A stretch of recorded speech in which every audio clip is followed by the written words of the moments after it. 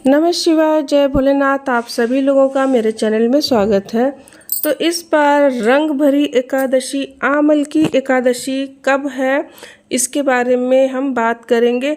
लेकिन वीडियो शुरू करने से पहले एक छोटी सी रिक्वेस्ट है कि इस चैनल को ज़्यादा से ज़्यादा सब्सक्राइब करें, लाइक करें और शेयर कर दें। कमेंट में जय श्री कृष्णा या राधे कृष्णा, जो भी आपको अच्छा लगे वो अवश्य ही लिखें और अपने फैमिली फ्रेंड्स में भी शेयर कर दें। तो चलिए वीडियो की शुरुआत करते हैं।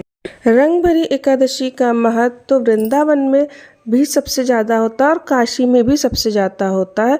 वृंदावन में रंगोत्सव जो होता है वो 40 दिन का पूरा मनाया जाता है और वहाँ पर जिस दिन बसंत पंचमी होती उस दिन से गुलाल भगवान को लगाया जाता है। पूरे 40 दिन की होली खेली जाती है। हमारे जो काशी में होली खेली जाती है वो रंग भरी एकादशी से खेली जाती है, क्योंकि इस दिन भगवान शिव माता पार्वती को लेकर यहाँ पहुँचे थे, तो इसी खुशी में रंगोत्सव वहाँ पर भी मनाया जाता है। तो काशी में भी बहुत ज़्यादा महत्व है रंग भरी एकादशी का और शंकर और गौरी की पूजा का बहुत ज़्यादा महत्व होता है। तो अब बात करते हैं कि आमल की एकादशी का शुभ मुहूर्त कब है और कितने समय एकादशी तिथि लग रही है।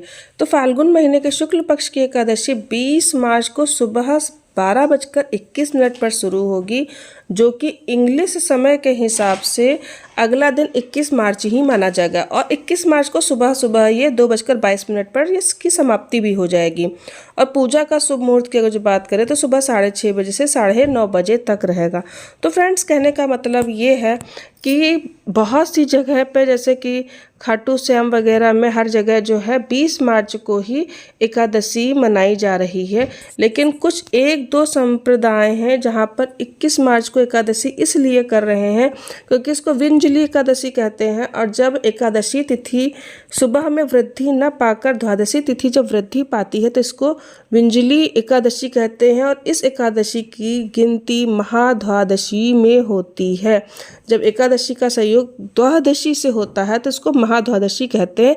लेकिन मोस्टली जगह पर एकादशी 20 तारीख को ही मनाई जा रही है। तो ये टोटली आपके विवेक पर डिपेंड करता है कि आप एक दिन की एकादशी का व्रत रह रहे हैं कि 2 दिन की एकादशी का व्रत रह रहे हैं। जैसा आपकी बॉडी आपको परमिशन दे आप उस हिसाब से करिए। लेकिन मैंने बता दिया है कि महाद्वादशी 21 मार्च को पड़ेगी और एकादशी का व्रत 20 मार्च को रखा जाएगा। इसके पारण के समय की बात करेंगे। पारण हरिवासर के समय में नहीं किया जाता। तो हरिवासर समय वो होता है, अगर हम द्वादशी तिथि को 4 भागों में विभाजित कर दें तो प्रथम भाग जो होता है वो हरिवासर का समय होता है। उस समय में हमको पारण नहीं करना चाहिए। तो 21 मार्च को हरिवासर का समय रहेगा, सुबह 8:58 पर हरिवासर खत्म हो जाएगा। तो हमको 9 बजे से पारण कर लेना चाहिए। लेकिन बहुत से मंदिर में दोपहर में पारण का समय बता रहे हैं, 1:41 से शाम में 4:07 से पारण का समय बता रहे हैं। तो ये आप अपने अकॉर्डिंग देख लीजिएगा, क्योंकि मेरे हिसाब से 9 बजे पारण कर लेना चाहिए सुबह। तो ये आप अपना चेक कर लीजिएगा।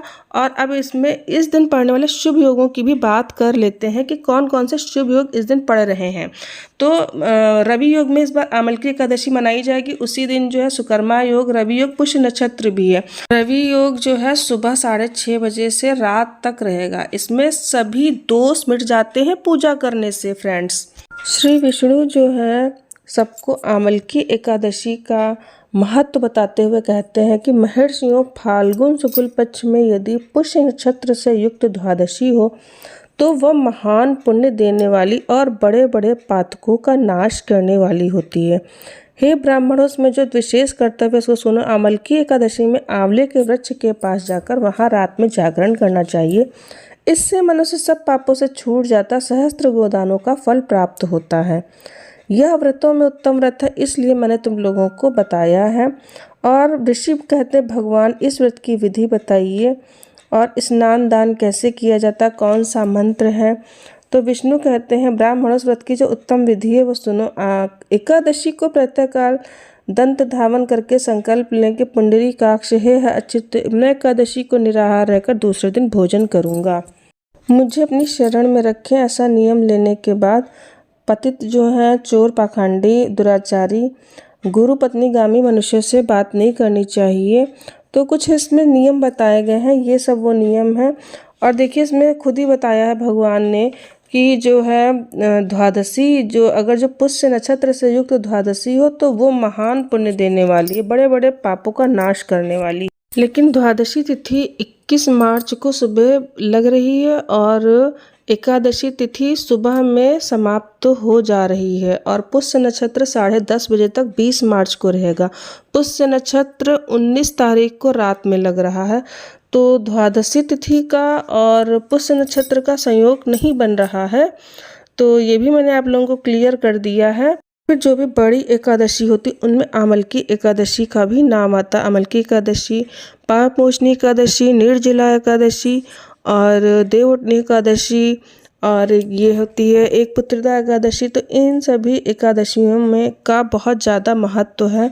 वैसे तो हर एकादशी का अपना अपना महत्व है, लेकिन आमलकी एकादशी का बहुत ज़्यादा महत्व होता है क्योंकि विष्णु भगवान को आंवले का वृक्ष बहुत ज़्यादा प्रिय है। इसके स्मरण मात्र से गोदान का फल मिलता है, स्पर्श करने से इसको दूना फल मिलता है और फल को खाने से 3 गुना पुण्य प्राप्त होता है। इसीलिए कोशिश करके आंवले का सेवन करना चाहिए, भगवान को आंवला चढ़ाना चाहिए, खुद भी खाना चाहिए भगवान। और आंवले के वृक्ष के नीचे देसी घी का दीपक जलाना चाहिए। और इसके मूल में विष्णु का, उसके ऊपर ब्रह्मा का, स्कंद में परमेश्वर भगवान, रुद्र शाखाओं में मुनि, टहनियों में देवता, पत्तों में वसु, फूलों में मरुद, ग्रहणता फलों में समस्त प्रजापति वास करते हैं।